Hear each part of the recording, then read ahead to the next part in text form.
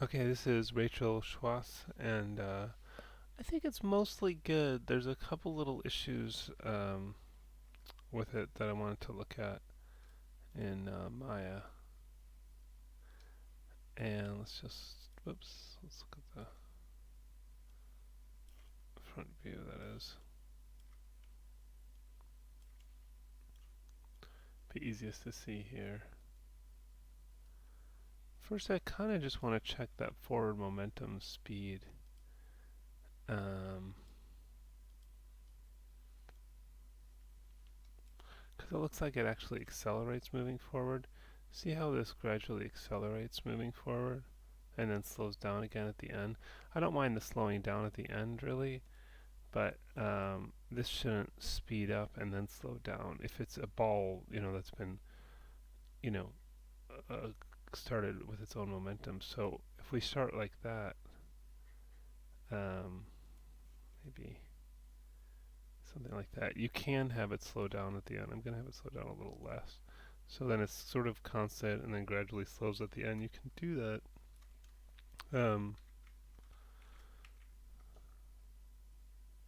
let's hide the curves because they sort of distract from the squash and stretch. So I think that helps a little bit. And then the next thing, well, you didn't do the two contact frames. So if you watched further along in the video, there's a contact frame here where it's fully stretched, and then a second one where it's squashed, which you can add to this. But that's covered in the module, so I could show you.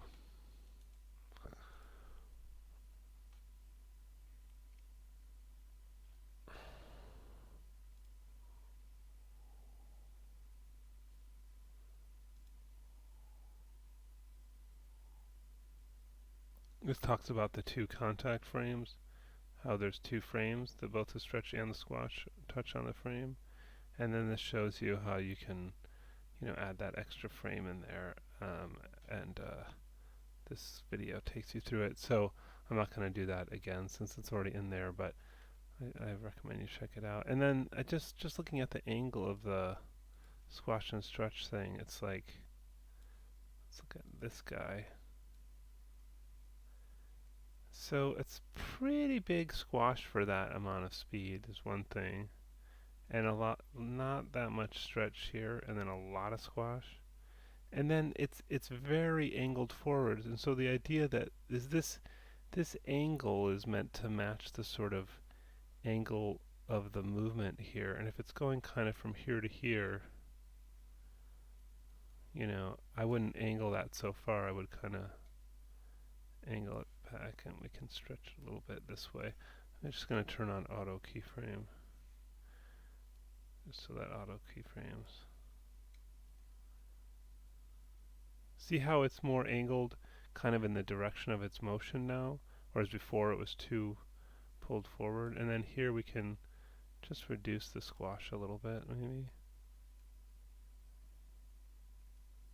See again, it's really it's very squashed, so I might reduce that a little bit, and it's too forward there. Should be more, pointing towards sort of where it reaches the height of its bounce. And again, especially for this one, because it's a smaller bounce, there should be a lot less squash. And, oops. Oh, so that's interesting. On this one, you sort of have a couple contact frames. Oh, I see. No, not really. It just rolls. Okay, you don't really have. Right.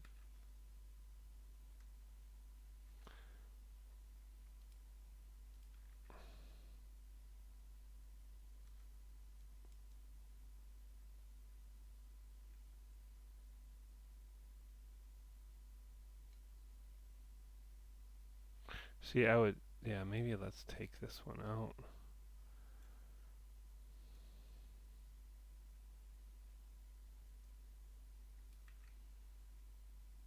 Kind of looks like it wants another bounce in there. It seems to sort of stick to the ground a little bit.